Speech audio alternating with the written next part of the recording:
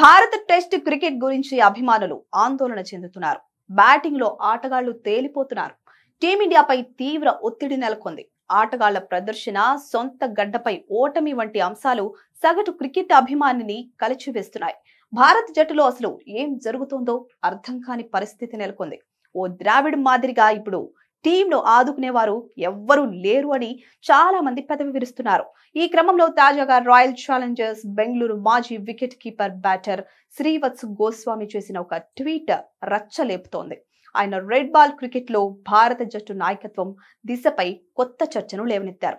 గౌహతిలో దక్షిణాఫ్రికాతో జరిగిన రెండో టెస్ట్లో భారత బ్యాటింగ్ మరోసారి కుప్పకూలడంతో విరాట్ కోహ్లీ యుగాన్ని ఆయన గుర్తు చేసుకున్నారు.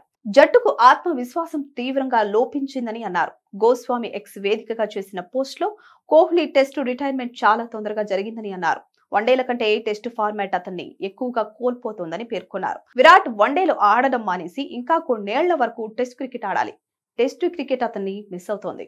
ఆటగాడిగానే కాక ఆయన నింపే జట్టు స్ఫూర్తి, దేశం కోసం ఆడాలనే అభిరుచి ఇప్పుడు కనిపించడం లేదు. ఏ పరిస్థితుల్లోనైనా గెలవగలమని జట్టును నమ్మేలా చేయడంలో కోహ్లీ తోపని చెప్పుకొచ్చారు.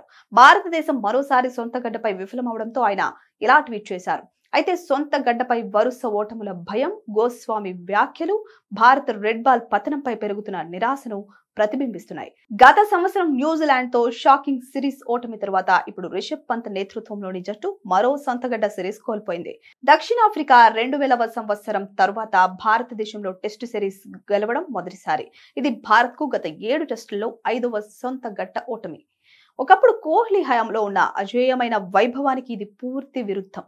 అభిమానుల అభిప్రాయాన్ని ప్రతిబింబిస్తున్న పోస్టుగా గోస్వామి పోస్ట్ ప్రాచుర్యం పొందుతున్నందున ఇది చాలా మంది మాజీ ఆటగాళ్ల ప్రస్తుత ఆలోచనలకు అద్దం పడుతోందని చెప్పాలి.